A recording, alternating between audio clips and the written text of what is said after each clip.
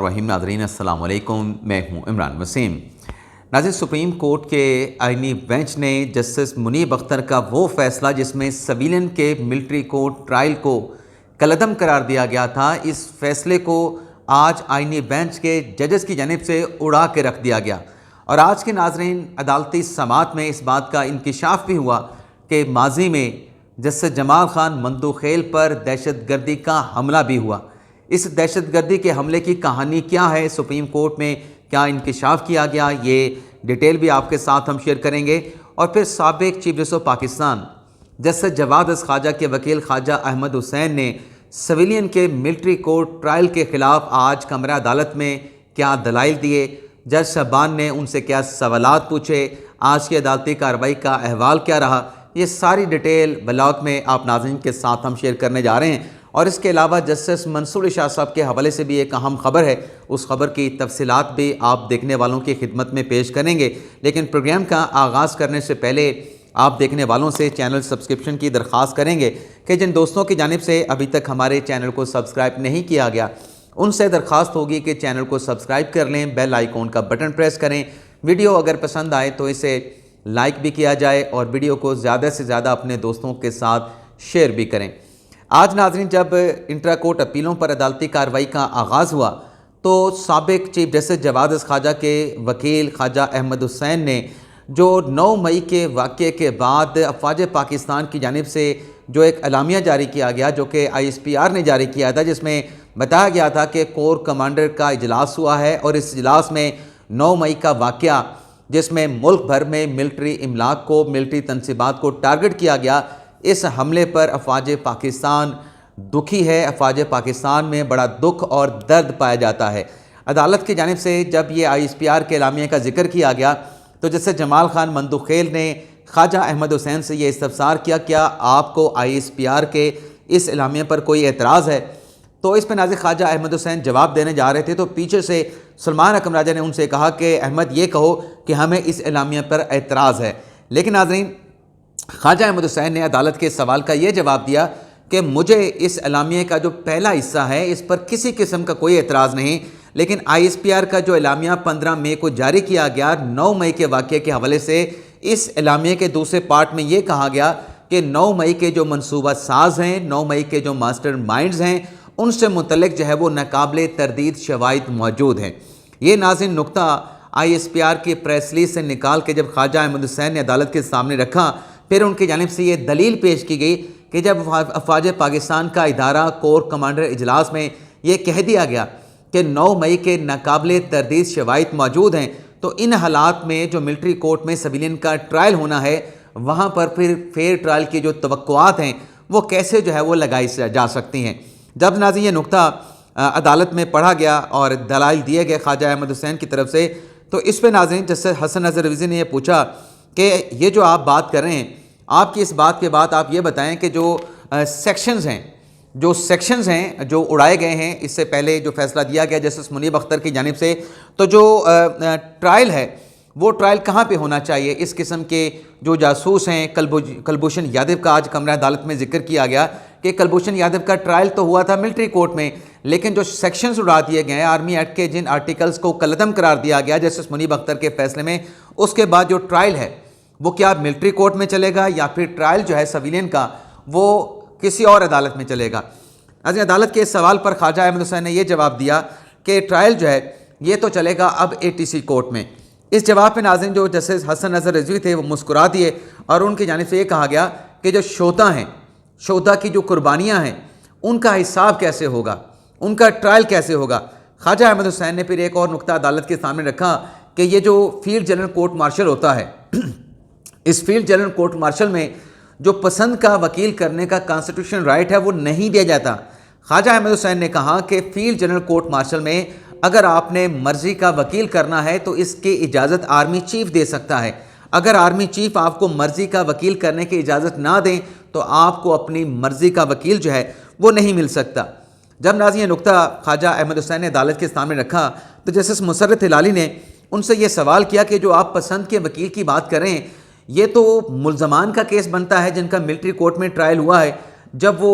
किसी अपलेट फोरम पे जाएंगे वहाँ पर ये नुक्ता उठा सकते हैं। آپ کیس کے میرٹ پہ یا ان لوگوں کا مقدمہ عدالت میں کیوں پلیڈ کر رہے ہیں جو عدالت کے سامنے نہیں ہیں؟ پھر ناظرین آگے چل کے جو خواجہ احمد حسین تھے ان کی طرف سے یہ دلیل عدالت کے سامنے پیش کی گئی کہ ہم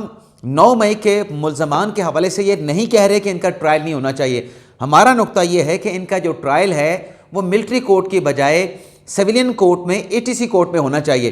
اس پہ ناظرین عدالت نے جسٹس رضوی صاحب نے ان سے یہ سوال پوچھا کہ آپ نے کل یہ دلیل یہ موقع پیش کیا تھا کہ سویلین پر جو آرمی ایکٹ کا سیکشن 21D1 ہے یا 21D2 ہے اس کا سویلین پہ اطلاق نہیں ہوتا.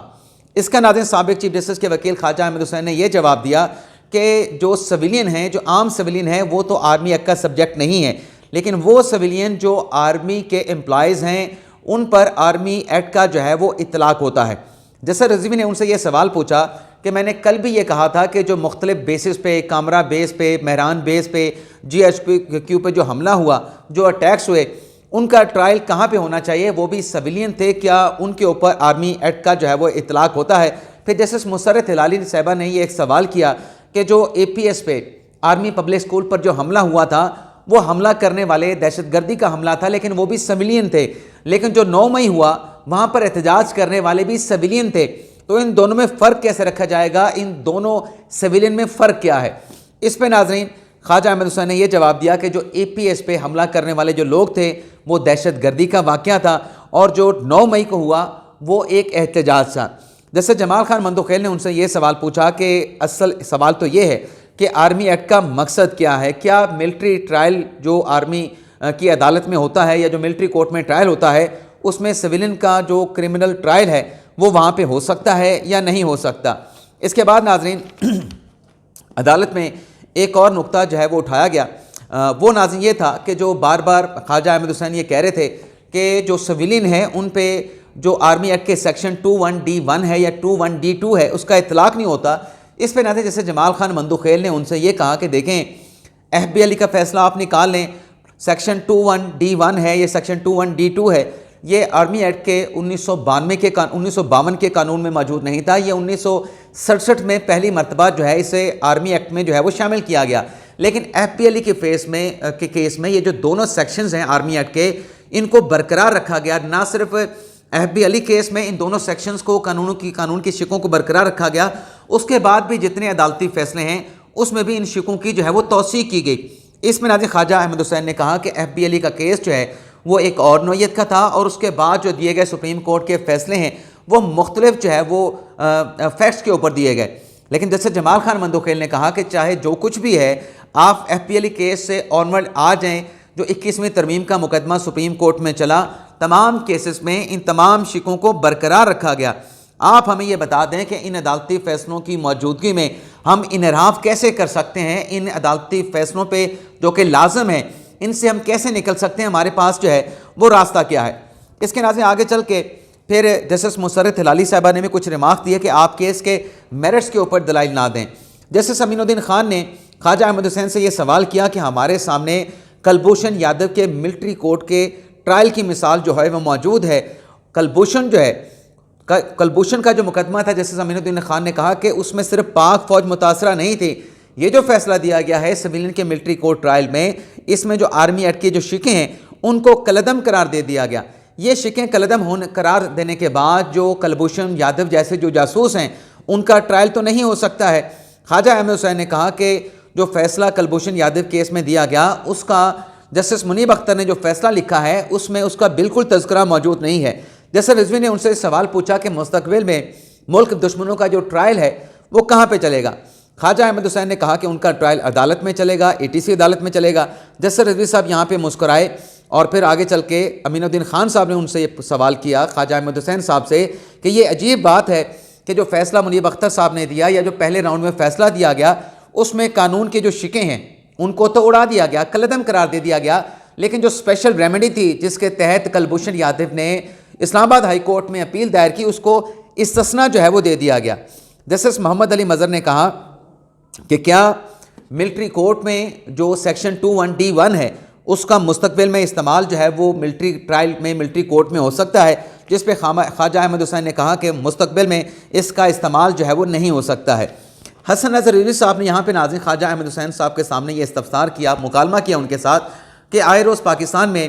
دہشت گردی کے واقعات ہو رہے ہیں، آئے روز پاکستان میں دہشت گردی کے خاتمے کے لیے انٹیلیجنس بیس آپریشن ہوتے ہیں جس میں ہمارے جو جوان ہیں وہ شہید ہو رہے ہیں۔ روزانہ کبھی 5 جوانوں کے شہادت کی خبر آتی ہے، کبھی 10 جوانوں کی شہادت کی خبر آتی ہے، کبھی 13 جوانوں کی شہادت کی خبر آتی ہے۔ ان حملوں میں جو ملوث لوگ ہوتے ہیں وہ سویلین ہوتے ہیں۔ جیسے حسن نظر رضوی نے خواجہ احمد حسین صاحب سے سوال کیا کہ جب قانون کی شیخوں کو کالعدم قرار دے دیا گیا تو پھر جو شہداء ہیں، جو یہ جوان ان واقعات میں شہید ہو رہے ہیں، ان شہداء کو اور ان شہداء کے خاندانوں کو انصاف کیسے ملے گا؟ اسی عدالت میں آپ کیس چلائیں گے ایسے کیسز کا تو پھر شواہد کہاں سے آئیں گے؟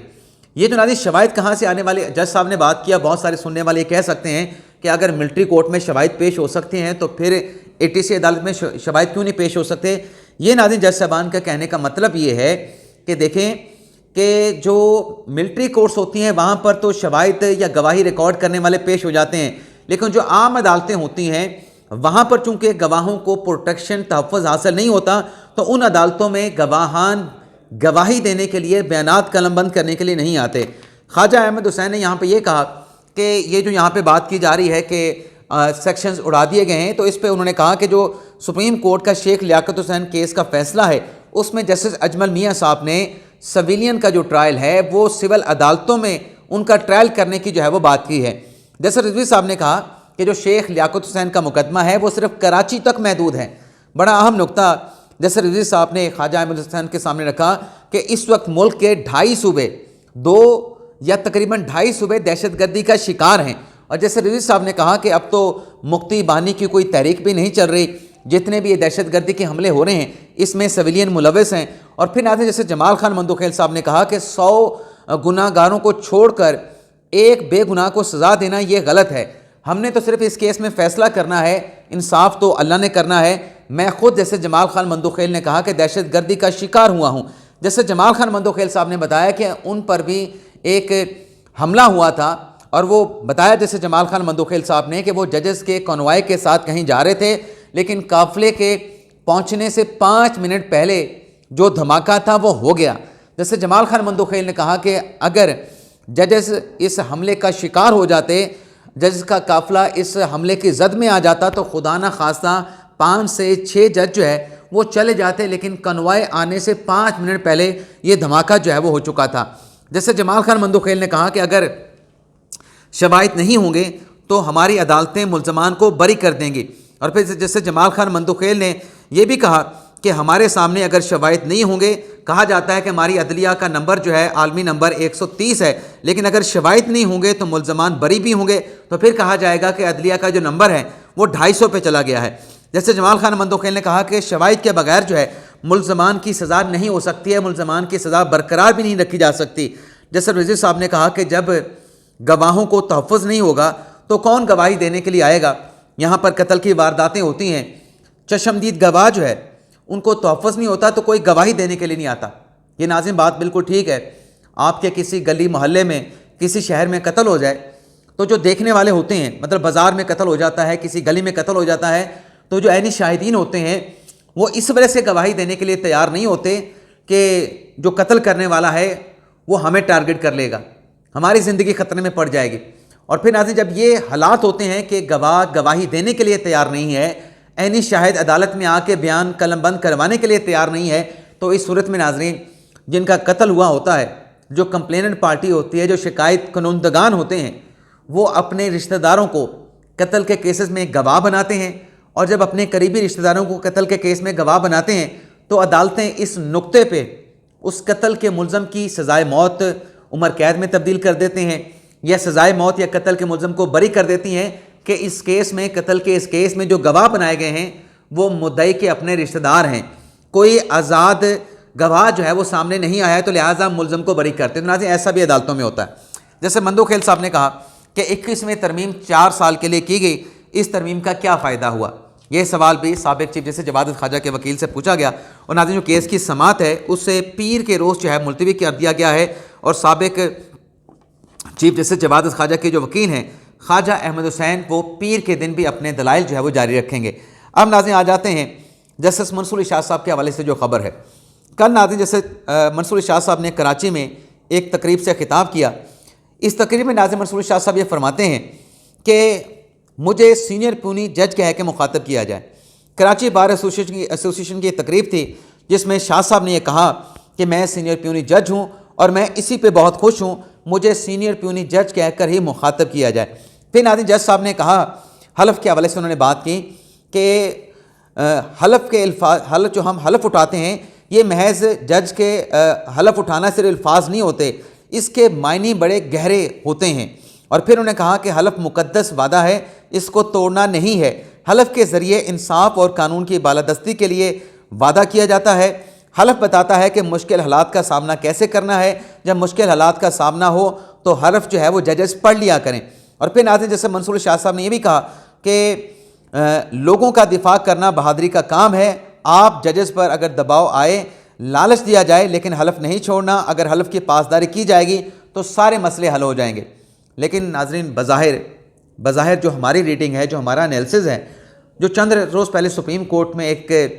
جوڈیشل کرائسس نے جنم لیا، وہ بھی تو اپنے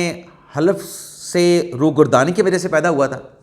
کیونکہ 26ویں آئینی ترمیم کے آئین کے آرٹیکل 191A میں بڑا واضح طور پہ لکھا گیا ہے کہ اس ترمیم کے پارلیمنٹ سے منظور ہونے کے بعد جتنے بھی انٹرپریٹیشن کے کیسز ہیں، کانسٹیٹیوشنلٹی کے کیسز ہیں، وہ فوری طور پہ کانسٹیٹیوشنل بینچ کو ریفر ہو جائیں گے. لیکن منصور اشاد صاحب نے پہلے تو ایسی نیچر کے کیسز کو کانسٹیٹیوشنل بینچ کو ریفر کیا، لیکن کسٹم ریگولیٹری ڈیوٹی کا جو مقدمہ تھا وہ منصور اشاد صاحب نے اپنے پاس رکھ لیا. اب کانسٹیٹیوشن کی کمانڈ ہے کہ آپ نے ریفر کرنا تھا، تو منصور اشاد صاحب نے وہ کیس اپنے پاس رکھا، اس پہ کوسچن فریز کر دیے، اس پہ عدالتی معاونین مقرر ہو گئے، وکلا کو تیاری کرنے کا وقت دے دیا گیا. تو کیا سوال یہ پیدا ہوتا ہے کہ منصور اشاد صاحب یہاں پر جو ججز کا حلف ہوتا ہے کہ آپ آئین اور قانون کو اوبے کریں گے، آئین اور قانون کے تابعدار رہیں گے، آئین اور قانون کی پاسداری کریں گے، کیا یہاں پر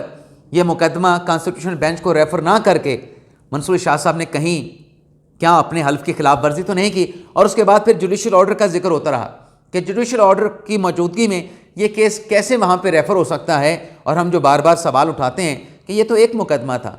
جس میں منصور شاہ صاحب اپنے آرڈر کا ذکر کر رہے ہیں، جو سینکڑے مقدمے سپریم کورٹ میں انٹرپریٹیشن کے پڑے تھے، اس میں بھی تو کسی بینچ کا، کسی جج کا آرڈر موجود تھا، وہ بھی تو فورتھ وچ جو ہے وہ کانسٹیٹیوشنل بینچ کو ریفر ہوئے تھے. پہلے بھی منصور شاہ صاحب جو ہے وہ کیسز ریفر کر رہے تھے. اس کیس کو اپنے پاس کیوں رکھا؟ اور اس کیس کے بعد جو جوڈیشل بحران نے جنم لیا، جوڈیشل کرائسس نے جو جنم لیا، کیا منصور شاہ صاحب نے اپنے حلف کی روگردانی کی؟